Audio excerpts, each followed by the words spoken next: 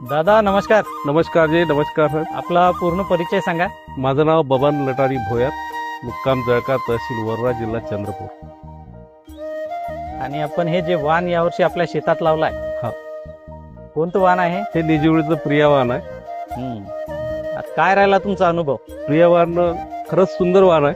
हा काही निजिवळीच्या व्हेरायटी तर चांगल्या आहे, हा पण प्रिया त्याच्यात हाय मॅनेजमेंट मध्ये जर लावायचं असेल तर प्रियासारखं वाण खरंच खूप चांगलं आहे. झाडाची स्ट्रेंथ चांगली आहे.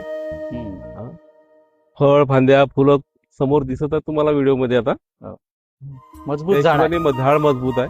कुठेही आपल्या एकर मध्ये हा प्लॉट आहे 5 एकर मध्ये हा प्लॉट आहे. आणि पुन्हा बोंडाची क्वालिटी वगैरे कशी वाटताय? बोंडाची साईज तर खूप चांगली आहे. आज वर्षी बोंड तुम्ही पहा, डिसेंबर महिन्यातले बोंड आहे. हा आज हे बोंड 6-7 ग्रॅमचं वेट येतं. आम्ही वेट करत आहोत तर. हा म्हणजे वजनात सुद्धा सरस आहे.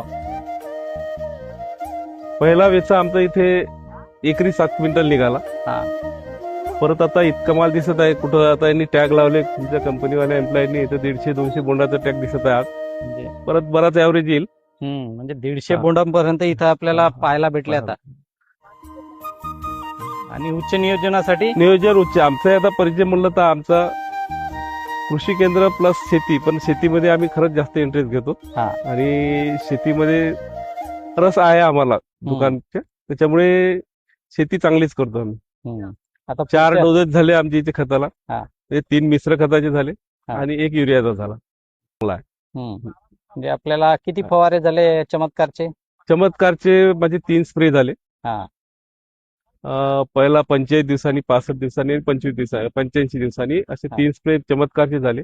नंतर बुरशीनाशक हे वेळोवेळी जे जे आलं त्या हिशोबाने ते स्प्रे झाले. नंतर घेऊ शकत चमत्कारचे स्प्रे घ्यावाच लागेल, दुसरं काही नाही, इलाजच नाही. दुसऱ्या झाडाची काही खूप हाईट वाढू द्यायला लागणार नाही. जास्तच जर झालं तर मग शेंडा मारून त्याला थांबवून देणे हा एक चांगला पर्याय आहे. आता बघा, शेंडा खुडल्यामुळं किती चांगल्या पद्धतीनं, साखळी पद्धतीनं वरच्या सुद्धा फांद्यांना माल लागलेला आहे. माल लागला. ते चमत्कार मारल्यामुळे हे जे शिरी झाली हे सर्व चमत्कारचा चमत्कार आहे. चमत्कारचा चमत्कार आहे.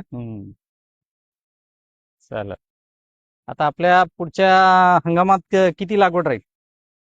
आता आम्ही तर 5 एकर 10 एकर प्रियाचं सिलेक्शन करायला पाहिजे शेतकऱ्यांनी आणि लावायला पाहिजे.